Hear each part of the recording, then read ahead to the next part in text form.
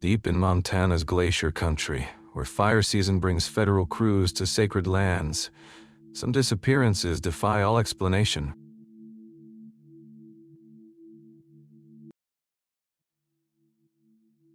August 24th, 2023. Glacier County, Montana. The digital thermometer outside the Blackfeet Agency fire station read 97 degrees at 9 in the morning, and the humidity gauge hadn't budged from 8% in 3 weeks. Fire weather warnings blanketed the region from the Canadian border south to Helena, and the National Weather Service had issued red flag conditions for the 7th consecutive day. Rebecca Clearwater adjusted the frequency dial on her primary radio console, her practiced fingers moving across the controls of the mobile communications trailer positioned on a rocky overlook 12 miles southeast of Brown. At 34, she'd coordinated fire suppression operations across the mountain west for nearly a decade, but she'd never seen conditions quite like this. The Backbone Ridge fire had consumed 18,000 acres in just 4 days, and tonight's wind forecast threatened to push it across the St. Mary River toward both Glacier National Park wilderness and traditional Blackfeet ceremonial grounds. Air Tanker 7, this is Fire Command. Clearwater spoke into her headset microphone. Your drop zone is confirmed at coordinates 48.751 north, 113.289 west. Be advised, winds are gusting to 45 knots at ridge level. The response crackled through speakers mounted throughout the trailer. Copy, Fire Command. ETA to drop zone is 7 minutes. We're carrying 8,000 gallons of retardant. Clearwater made a notation on her operational log. It was 11:23 p.m., and she was managing communications for 4 air tankers, 3 helicopter crews, 67 ground personnel, and coordination with 3 separate agencies: the Forest Service Incident Command Team, the Blackfeet Nation Fire Department, and the National Weather Service Station in Great Falls. The radio equipment surrounding her represented nearly $500,000 in sophisticated communications gear, all powered by generators humming steadily outside the trailer. She'd positioned the mobile command center at this particular overlook because it offered clear sight lines to both the main fire perimeter and the backup staging areas near Heartbud. From her position, she could see the orange glow painting the northwestern horizon, where the fire continued its advance through lodgepole pine forests that hadn't burned in over 60 years. The drought had turned those woods into kindling. Incident Commander Jake Morrison had specifically requested Clearwater for this assignment because of her unique qualifications. She held federal certification for interagency communications coordination, but she'd also grown up on the Crow Reservation in southeastern Montana and understood the cultural sensitivities involved when fire operations intersected with tribal lands. The Backbone Ridge fire threatened areas that the Blackfeet Nation considered sacred, including traditional ceremonial sites along the ridge itself. Fire Command, this is Ground Crew Alpha, came another transmission. We're seeing spot fires developing 2 miles southeast of our position, requesting immediate air support. Clearwater checked her tactical map. Ground Crew Alpha was working the southeastern flank near Kiowa Creek, trying to establish a containment line before the fire could jump the narrow waterway. Copy, Ground Crew Alpha. Helicopter 2 is en route to your location with water bucket support. ETA 4 minutes. The coordination required constant attention. Every aircraft had to be tracked on radar to prevent mid-air collisions. Every ground crew needed regular check-ins to monitor their safety and progress. Weather conditions had to be updated every 15 minutes because wind shifts could turn a controlled burnout into a deadly trap for firefighters. At 11:35 p.m., Clearwater received a call from Thomas Spotted Eagle, the fire management officer for the Blackfeet Nation. His crews were working the northern perimeter, where the fire approached closest to the reservation boundary. Becca, we're getting some unusual radio interference on our tactical frequencies, Spotted Eagle reported. It's not affecting operations yet, but my crews are hearing what sounds like coded transmissions. Clearwater frowned and switched to the frequency Spotted Eagle's crews were using. She heard normal operational chatter, but underneath it, barely audible, was something else. Brief bursts of digital noise, almost like data transmissions, occurring every few minutes. I'm picking it up too, Thomas, she confirmed. Could be equipment malfunction somewhere, or atmospheric interference from the heat. I'll monitor it and run diagnostics on our gear. Copy that. My grandfather always said the mountains talk during big fires. Maybe they're trying to tell us something. Spotted Eagle signed off, but his comment lingered with Clearwater. She'd heard similar stories from her own grandmother on the Crow Reservation about voices in the fire, about messages that came through the smoke during times of crisis. She'd always dismissed such tales as folklore, but sitting alone in the communications trailer with the fire glowing against the night sky, she found herself listening more carefully to the radio static. At 11:47 p.m., Clearwater made what would become her final logged radio transmission of the evening. Air Tanker 7 had completed its retardant drop and was returning to base. Helicopter crews were refueling for another round of water drops. Ground crews reported steady progress on containment lines. Everything was proceeding according to plan. All units, this is Fire Command, she transmitted. Weather update from National Weather Service indicates wind shift expected at 0200 hours. All aircraft operations will suspend at that time pending updated safety assessment. Ground crews maintain current positions and prepare for potential wind-driven fire behavior. She logged the transmission in her operational record. 2347, Coordinated Night Aerial Operations. Anomalous radio interference noted on multiple frequencies. Weather conditions remain critical. It would be the last entry Rebecca Clearwater would ever make. Understanding what happened to Rebecca Clearwater requires understanding the complex web of authority and responsibility that governs wildfire suppression in northwestern Montana. The Backbone Ridge fire wasn't burning in a simple jurisdiction. It threatened a patchwork of federal forest land, Glacier National Park wilderness, Blackfeet tribal territory, private ranch holdings, and state forest reserves. Clearwater's mobile communications trailer served as the central nervous system for this multi-agency response. From her position on the overlook, she maintained contact with the Forest Service Incident Command Team based at the Blackfeet Agency, the National Interagency Fire Center in Boise, the National Weather Service Station in Great Falls, and the Blackfeet Nation Fire Department headquarters in Browning. Jake Morrison, the Type 1 Incident Commander brought in from Colorado to manage the fire, had worked with Clearwater on 6 previous assignments across 3 states. In his 20 years of fire suppression, he'd learned that communications coordinators could make or break a complex operation. Becca was absolutely essential to what we were doing out there, Morrison later told investigators. She wasn't just relaying messages. She was translating between different agency protocols, different radio systems, different ways of thinking about the landscape. When the Forest Service talked about Sector Charlie, the tribal crews might know the same area as Eagle Creek drainage. The technical challenges were immense. Federal agencies operated on encrypted digital radio systems that weren't compatible with older analog equipment used by some local volunteer departments. Aircraft communications required different frequencies than ground operations.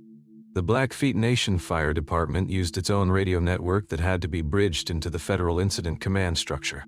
Clearwater's trailer contained 3 separate radio consoles, a satellite internet uplink, GPS tracking displays for all personnel and aircraft, weather monitoring equipment, and backup power systems. She'd positioned it at the overlook not just for the sight lines, but because the elevation provided better radio propagation across the mountainous terrain. Thomas Spotted Eagle, the Blackfeet Nation's fire management officer, had worked with several federal communications specialists over the years, but he considered Clearwater uniquely qualified for this particular assignment. Her cultural background helped her navigate sensitive issues about fire operations near sacred sites. There are places on that ridge where my people have conducted ceremonies for generations, Spotted Eagle explained in his statement to investigators. The federal crews, they see it as just another piece of forest to save or let burn depending on tactical priorities. Becca understood there was more to it. She made sure our concerns got heard at the command level. The evening of August 24th presented particular challenges. Weather forecasts indicated that wind patterns would shift dramatically around 2 a.m., potentially pushing the fire in unpredictable directions. Night aerial operations were always dangerous, but that the combination of smoke, Darkness and gusty winds made the situation especially hazardous. Clearwater was coordinating 4 air tankers operating out of the Kalispell airport, 3 heavy helicopters with water buckets, and 2 smaller helicopters providing reconnaissance and crew transport. Each aircraft had to be tracked continuously to prevent collisions. Flight paths had to be coordinated with ground crew positions to avoid drop in water or retardant on firefighters. Simultaneously, she was managing communications for ground crews scattered across nearly 30 miles of fire perimeter. Some were working to protect ranch buildings and hay storage facilities. Others were conducting controlled burnout operations to deprive the main fire of fuel. Still others were cutting fire breaks with bulldozers and hand tools. The coordination load was enormous, Morrison recalled. I've seen communications specialists get overwhelmed by half that level of complexity. Becca was handling it all smoothly, keeping everyone informed, catching potential problems before they became disasters. However, the jurisdictional complexity went beyond operational challenges. The fire was burning across the boundary between federal and tribal lands, raising questions about which agency had ultimate authority for suppression decisions. Federal incident commanders typically made tactical choices about where to fight and where to let fires burn based on resource availability and landscape priorities. The Blackfeet Nation, however, had its own fire management policies and concerns about protecting culturally significant areas. Traditional ceremonial sites along Backbone Ridge couldn't be replaced if they burned. Medicinal plants that grew in specific locations couldn't be relocated to more convenient areas. There was tension building all week, Spotted Eagle later told investigators. The federal teams kept talking about acceptable losses and strategic retreat to defensible positions. But some of those positions they wanted to abandon included places that are sacred to our people. Becca was one of the few people who understood that our definition of success might be different from theirs. The tribal fire department had its own crews and equipment, but they were working under Federal Incident Command authority for the larger suppression effort. This created a command structure where tribal firefighters were taking orders from federal supervisors about operations on or near tribal lands. Clearwater's role became even more critical because she could communicate with both cultures. She understood Federal Incident Command protocols and could translate them into language that respected tribal concerns. She also understood tribal perspectives well enough to explain them to federal commanders who might not appreciate the cultural dimensions of their tactical decisions. She was like a bridge, Morrison said, not just between radio systems, but between ways of understanding what we were fighting for out there. By 11:30 p.m. on August 24th, that bridge was about to face its greatest test. The wind shift was approaching. The fire was threatening the most culturally sensitive areas along the ridge, and coordination between agencies was becoming increasingly strained. Within the hour, the bridge would be gone, leaving behind only questions about what had happened to the woman who had made the impossible coordination look effortless. The timeline of Rebecca Clearwater's disappearance has been reconstructed from radio logs, digital records, and witness statements, creating a precise chronology of her final hours. What emerges is a picture of a professional performing her duties flawlessly right up until the moment she vanished. At 11:30 p.m. on August 24th, Clearwater was coordinating the most complex phase of the night's operations. Air Tanker 7 was approaching its drop zone on the southeastern flank of the fire. Helicopter crews were preparing for water bucket drops on spot fires that had developed near Kiowa Creek. Ground crews were reporting steady progress on containment lines despite the challenging terrain. The radio traffic from this period, preserved in digital recordings, shows Clearwater managing multiple conversations simultaneously. Her voice remained calm and professional as she juggled aircraft positioning, crew safety updates, and weather monitoring. She displayed no signs of stress or distraction. Air Tanker 7, adjust your approach to avoid the smoke column developing over the ridge, she transmitted at 11:31 p.m. on T. Helicopter 2, be aware of fixed-wing traffic in your sector. Ground Crew Alpha, confirm your position relative to the spot fires. But at 11:35 p.m., something changed. Thomas Spotted Eagle's call about radio interference marked the beginning of what investigators would later identify as an escalating pattern of communication anomalies. Clearwater's response to Spotted Eagle was recorded. I'm picking it up too, Thomas. Could be equipment malfunction somewhere or atmospheric interference from the heat. I'll monitor it and run diagnostics on our gear. The digital noise Spotted Eagle had reported was barely detectable on the recordings, but sophisticated audio analysis later revealed a pattern. The interference consisted of brief data bursts occurring every 3 to 4 minutes. The signals were too structured to be random atmospheric interference, too irregular to be equipment malfunction. At 11:40 p.m., Clearwater ran standard diagnostic tests on her communications equipment. The automated logs show all systems functioning within normal parameters.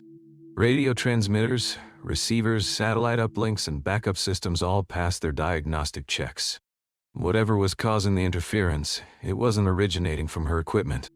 Clearwater's next transmission, at 11:42 p.m., revealed her growing concern. All units, this is Fire Command. We're experiencing intermittent interference on multiple frequencies. If you lose contact with command, switch to backup frequency and re-establish communications immediately. This was standard protocol for communication problems, but it was the first time all evening that Clearwater had needed to implement backup procedures. The interference was intensifying. At 11:45 p.m., Clearwater attempted to contact the National Interagency Fire Center in Boise to report the communication anomalies.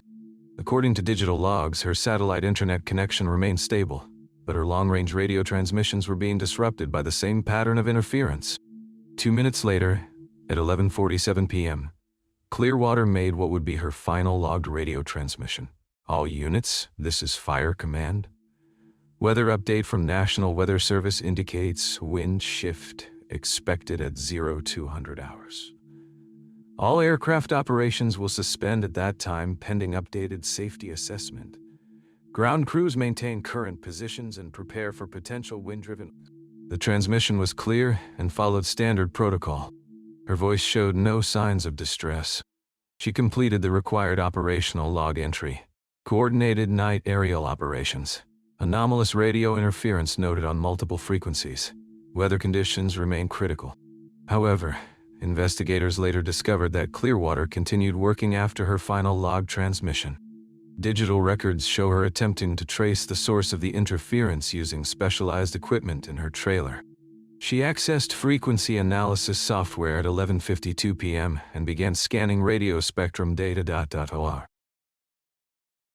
At 11:58 p.m., her computer recorded an unusual event. The interference pattern suddenly intensified, and for approximately 30 seconds, her radio equipment detected organized data transmissions on unauthorized frequencies. The transmissions appeared to be encrypted and were directed toward multiple receivers. Clearwater's computer automatically logged the event and began recording the signals.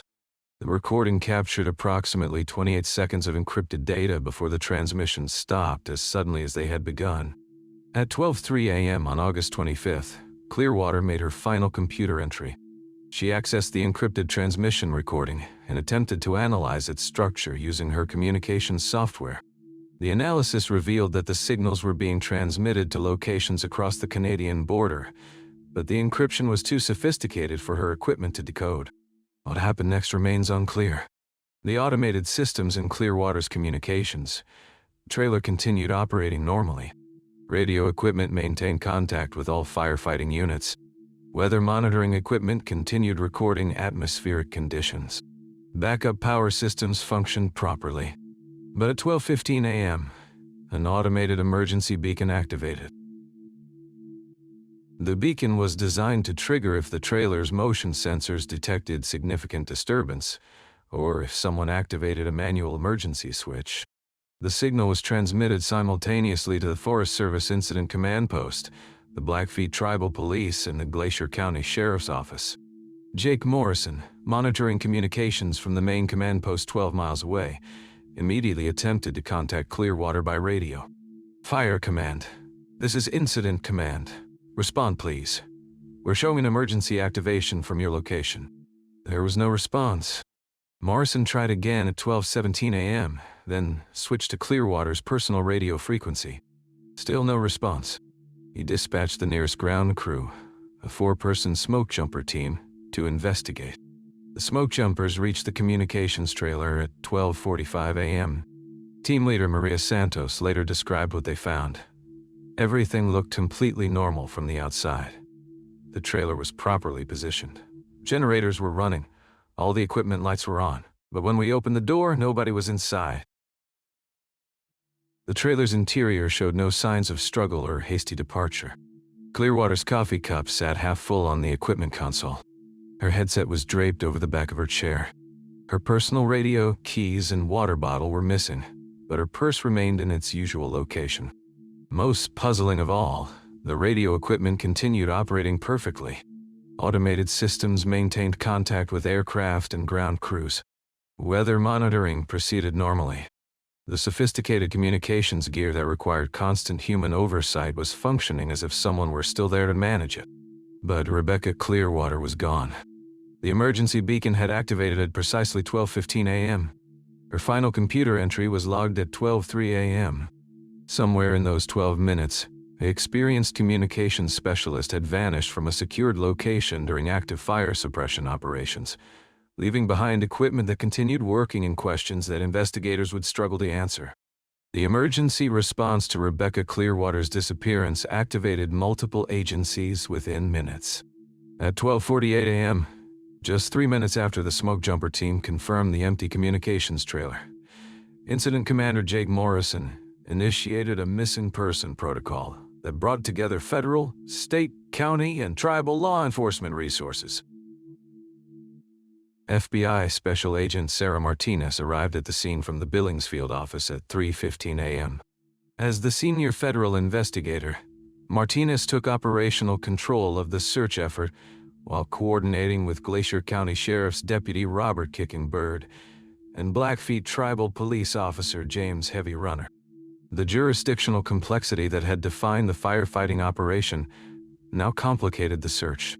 The communications trailer sat on federal forest land, but the search area extended onto tribal territory and private ranch holdings. Each jurisdiction brought its own protocols, resources, and areas of expertise. We had 3 separate law enforcement agencies working the same case with different legal authorities. Agent Martinez later documented in her case report. Coordination was challenging, but everyone understood that time was critical. We had a missing federal employee in a dangerous environment during active fire suppression operations. The initial search focused on the immediate area around the communications trailer. Deputy Kicking Bird led a K-9 unit around the perimeter, while tribal police officers examined the terrain for any signs of foot traffic or disturbance. What they found raised more questions than it answered. Clearwater's personal radio was discovered approximately 50 yards northeast of the trailer, lying in a clump of bear grass near a game trail. The radio was undamaged and still functional. Her vehicle keys were found 30 yards in a different direction, scattered among rocks near a small seasonal creek that was dry due to the drought conditions. Most puzzling was the location of her water bottle. Officer Heavy Runner found it nearly 200 yards south of the trailer, in the opposite direction from the radio and keys. The bottle was half empty and showed no signs of being dropped accidentally. Agent Martinez coordinated these findings with the physical evidence team from the FBI's Evidence Response Unit. The pattern didn't make sense for a voluntary departure or an abduction, she noted in her initial report. The personal items were scattered in different directions as if they'd been deliberately placed or thrown. By dawn on August 25th, search teams had expanded their operation to cover a 5-mile radius from the communications trailer. The terrain presented significant challenges. Steep slopes covered in lodgepole pine, rocky outcroppings that limited visibility, and the ongoing fire suppression operations that restricted access to certain areas.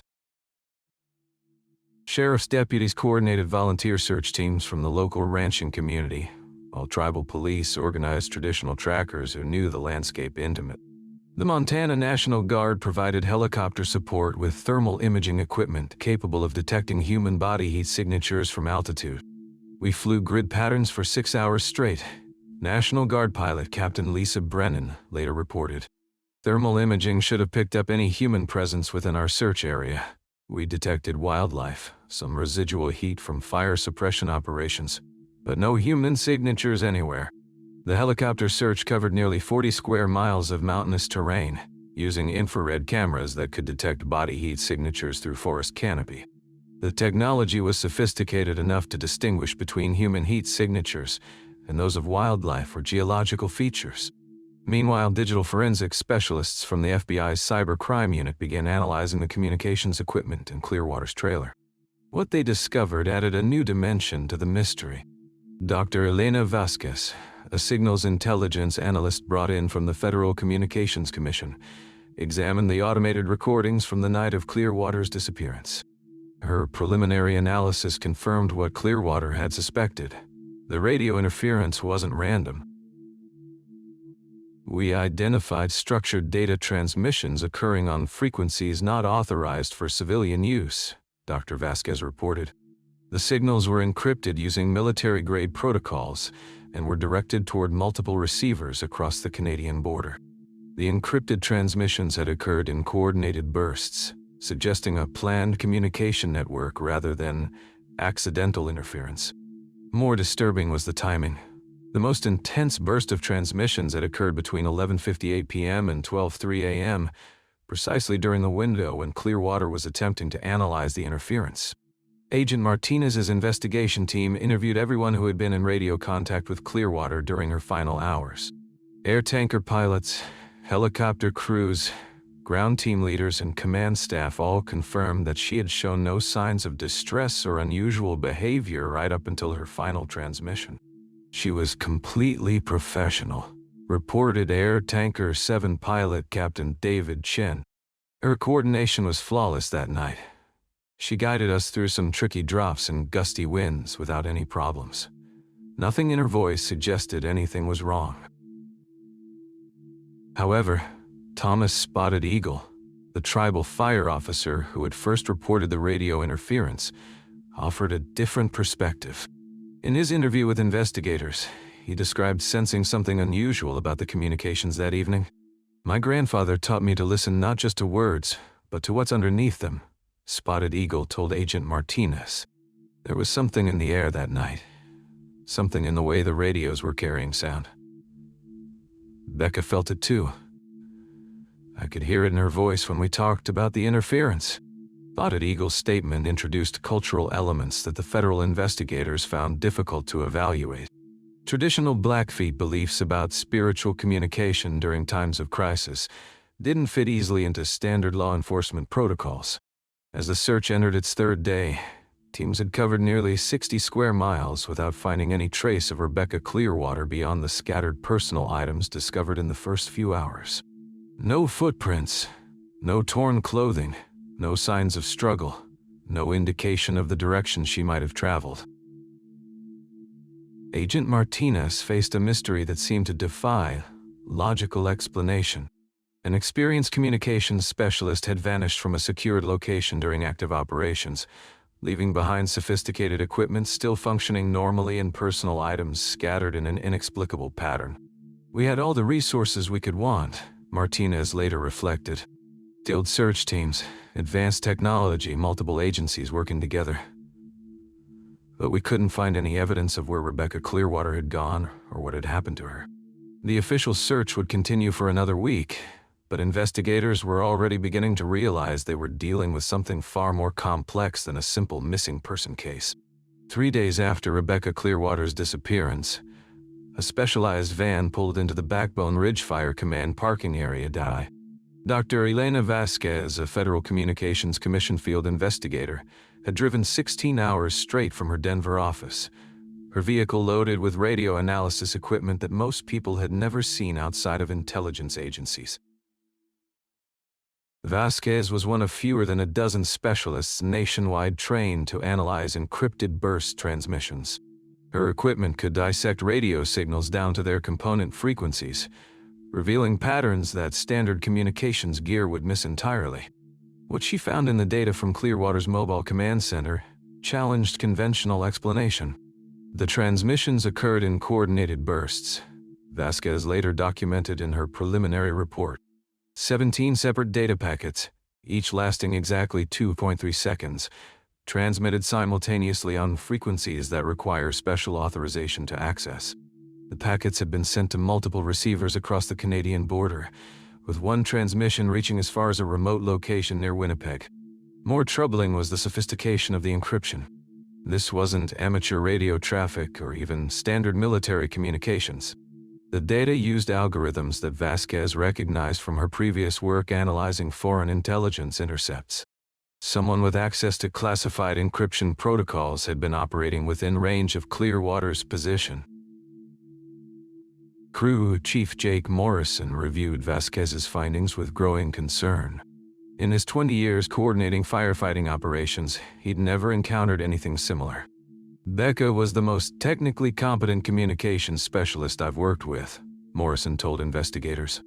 If she detected unauthorized radio activity, she would have investigated immediately. That's exactly the kind of thing that would get her attention. Morrison's theory suggested Clearwater had discovered the suspicious transmissions and attempted to trace their source, possibly leaving her communications trailer to get better triangulation readings. The scattered personal items around the trailer exterior supported this interpretation. Someone moving quickly to investigate an urgent technical problem. However, Tribal Fire Officer Thomas Spotted Eagle offered a different perspective when he examined the transmission data. His grandfather, a traditional storyteller and former tribal council member, had spoken for decades about voices in the fire, unexplained communications that occurred during major blazes near the reservation boundary. My grandfather served as a radio operator in Korea, Spotted Eagle explained during an interview at the tribal fire station. When he returned home, he sometimes monitored emergency frequencies during fire season. He claimed to receive transmissions that didn't match any known stations or protocols. The family thought it was just old war trauma affecting his perception. Spotted Eagle had dismissed these stories until reviewing Vasquez's frequency analysis. The unauthorized transmissions occurred on frequencies that matched descriptions in his grandfather's old notebooks, detailed logs of mysterious radio traffic dating back to the 1960s. The notebooks contained precise technical information, specific frequencies, transmission patterns, and timing that correlated with major fire events. What if this isn't new? Spotted Eagle posed to the investigation team. What if there's been ongoing radio activity in this area for decades, and Clearwater stumbled into something much larger than a single incident? The FCC investigation expanded to include historical radio monitoring data from the region. Records from the National Institute of Standards and Technology revealed periodic reports of atmospheric anomalies affecting radio propagation near Glacier County, particularly during high fire danger periods. The reports described signals that appeared to originate from multiple locations simultaneously, exhibiting characteristics that didn't match known atmospheric or equipment phenomena. Dr. Vasquez spent a week analyzing decades of monitoring data, searching for patterns that might explain the coordinated transmissions. What emerged was a timeline of radio anomalies stretching back 40 years, with intensity increasing during major fire seasons. The most recent events showed unprecedented sophistication and coordination. Someone has been operating a communications network in this region for a very long time, Vasquez concluded in her expanded report. The August 24th transmissions represent either a significant escalation in existing activity or the activation of previously dormant infrastructure. The investigation reached a critical juncture when Vasquez detected similar transmission patterns from other fire zones across Montana and Idaho. Emergency communications coordinators reported brief equipment malfunctions and mysterious interference during peak firefighting operations. In each case, the interference occurred during critical operational periods when communications were most vital. Meanwhile, Spotted Eagle began monitoring the frequencies identified in his grandfather's notebooks. Using tribal fire department equipment, he established a listening post at the same overlook where Clearwater's trailer had been positioned. On clear nights, when atmospheric conditions were optimal, he occasionally detected faint signals using the specific technical parameters his grandfather had documented. The signals were brief, encrypted, and occurred with no apparent pattern. But their mere existence validated decades-old reports that had been dismissed as technical malfunction or atmospheric interference. Something was indeed transmitting in the high country along the reservation boundary, something that had been active long before Rebecca Clearwater arrived to coordinate fire suppression operations. As August gave way to September and fire danger decreased, the radio anomalies became less frequent but didn't disappear entirely. The investigation had uncovered evidence of a sophisticated long-term communications operation, but identifying its purpose or operators remained elusive. "We're dealing with technology and coordination that suggests significant resources," Agent Martinez noted in her case summary. "This isn't a lone individual with modified equipment. Someone with substantial technical capability and long-term planning has been operating in this region." Clearwater's disappearance had revealed a mystery that extended far beyond a single missing person case. The encrypted transmissions, the historical pattern of anomalies, and the sophisticated equipment suggested something that had been hidden in plain sight for decades, masked by the remote location and dismissed as atmospheric interference. But what it was, and what had happened to the communications specialist who discovered it, remained as encrypted as the signals themselves. By early September, the investigation into Rebecca Clearwater's disappearance had attracted the attention of multiple federal agencies, each with overlapping authority and competing priorities. What began as a missing person case had evolved into something far more complex, involving national security protocols, tribal sovereignty issues, and international coordination requirements. FBI agent Sarah Martinez found herself navigating an increasingly complicated jurisdictional landscape. The radio transmissions to Canadian locations required coordination with the Royal Canadian Mounted Police and Canadian Security Intelligence Service. The proximity to the international border meant that certain aspects of the case fell under Department of Homeland Security oversight, and the sophisticated encryption protocols suggested possible foreign intelligence activity. "Every agency wants access to the same evidence," Martinez documented in her case notes, "but each operates under different legal authorities and security classifications. Information sharing has become nearly impossible." The situation grew more complex when Pentagon officials reviewed Dr. Vasquez's frequency analysis. The unauthorized transmissions used encryption algorithms that matched classified military communications protocols. Defense Department security investigators classified portions of the evidence, limiting access even for FBI personnel with appropriate clearances. Martinez could confirm that Clearwater possessed the technical knowledge to recognize sophisticated radio operations. Her military service record, previously sealed, revealed extensive training in signals intelligence and electronic warfare. During her deployment in Afghanistan, she had specialized in detecting and analyzing enemy communications networks. Rebecca wasn't just a fire communications coordinator, Martinez explained to the Interagency Task Force. She was a trained intelligence analyst who would have immediately recognized unauthorized transmissions using military-grade encryption. If she detected this activity, she would have understood its significance. This revelation shifted the investigation's focus. Instead of a civilian accidentally encountering suspicious radio traffic, investigators now considered the possibility that Clearwater had been conducting a deliberate intelligence operation. Her assignment to the Backbone Ridge Fire might have been cover for monitoring cross-border communications activity. Blackfeet Tribal Police Chief Robert Heavy Runner asserted tribal jurisdiction over cultural aspects of the investigation, particularly regarding traditional stories about radio phenomena. The Blackfeet Nation's sovereignty meant that certain investigative activities on reservation land required tribal permission and oversight. "Our elders' knowledge about unusual occurrences in this area represents oral history that spans generations," Chief Heavy Runner stated during a tense meeting with federal investigators. "Any investigation that touches on traditional knowledge must respect tribal authority and cultural protocols." The jurisdictional disputes intensified when Canadian authorities reported their own investigation into the cross-border transmissions. The Royal Canadian Mounted Police had detected similar radio anomalies near Waterton Lakes National Park, just across the international boundary from Glacier County. Canadian investigators wanted access to Clearwater's communications logs and the frequency analysis data. International information sharing protocols required approval from multiple U.S. agencies. The State Department needed to authorize release of sensitive technical data. The Defense Department controlled access to encryption analysis. The Department of Homeland Security oversaw border security implications. Each agency operated under different timelines and approval processes. Weeks passed as officials debated information sharing agreements and jurisdictional authority.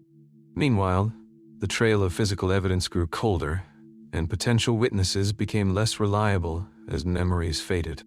The bureaucratic maze was effectively paralyzing the investigation. Tribal Fire Officer Thomas Spotted Eagle found himself caught between federal investigators and tribal authorities. His grandfather's notebooks contained historical information that might be crucial to understanding the radio phenomena, but sharing that knowledge with federal agencies raised sovereignty concerns for the tribal council. "The notebooks represent traditional knowledge passed down through our family," Spotted Eagle explained during a closed tribal council session. "But they also contain technical information that might help find Rebecca Clearwater. We have to balance cultural protection with the obligation to help a missing person." The tribal council ultimately authorized limited sharing of historical radio monitoring data, but only under strict protocols that protected cultural context and traditional knowledge rights. This compromise satisfied neither federal investigators, who wanted complete access, nor tribal traditionalists, who opposed any sharing with outside authorities. Additional complications arose when reviewing Clearwater's personnel file revealed her security clearance status. Active clearances meant that certain aspects of her background and training remained classified even from investigators. The Office of Personnel Management controlled access to security clearance information, adding another layer of bureaucratic complexity. Dr. Elena Vasquez encountered similar restrictions when analyzing the radio data. Her preliminary findings suggested the transmissions originated from sophisticated equipment that might be regulated under international traffic and arms regulations. Publishing technical details about the encryption methods could violate export control laws. "I can't even describe what I've found without potentially violating federal regulations," Vasquez confided to Agent Martinez during an off-record conversation. "The equipment specifications alone are classified under multiple security protocols." By October, the investigation had effectively stalled due to jurisdictional conflicts and classification restrictions. Agent Martinez could access only fragments of the complete evidence picture. Tribal authorities controlled cultural and historical information. Canadian investigators held data about cross-border activity. Military analysts possessed technical details about encryption methods. No single authority had sufficient access to piece together the complete story. Crew Chief Jake Morrison became increasingly frustrated with the bureaucratic obstacles. While agencies argue about jurisdiction, he told reporters during an authorized interview, "Someone is still missing. Rebecca Clearwater deserves better than this institutional paralysis." Morrison's criticism highlighted the human cost of bureaucratic complexity. Somewhere in the maze of competing authorities, overlapping jurisdictions, and classification protocols, a person had vanished. The very systems designed to protect national security and respect tribal sovereignty had created barriers that prevented effective investigation of her disappearance. As winter approached and fire season officially ended, the jurisdictional disputes remained unresolved. The investigation continued, but in fragmented pieces controlled by different agencies operating under incompatible authorities. The mystery of Rebecca Clearwater's disappearance had become entangled in the complex web of modern governance, where multiple legitimate authorities could simultaneously impede the search for truth. In the end, the bureaucratic maze proved as impenetrable as the encrypted signals that had started it all. The first snows arrived early in Glacier County that year, blanketing the Backbone Ridge area by mid-October, and officially ending what had been one of the most challenging fire seasons on record. The Backbone Ridge fire was declared fully contained on September 28th, having burned 18,000 acres of federal wilderness and tribal land. But the disappearance of Rebecca Clearwater remained as mysterious as ever. With fire season concluded, the mobile command centers were dismantled, and the seasonal firefighting crews dispersed to winter assignments across the western states. The overlook where Clearwater's communications trailer had been positioned returned to its natural quiet, marked only by tire tracks that would soon be erased by snow. Agent Sarah Martinez submitted her final report in November, acknowledging the investigation's limitations.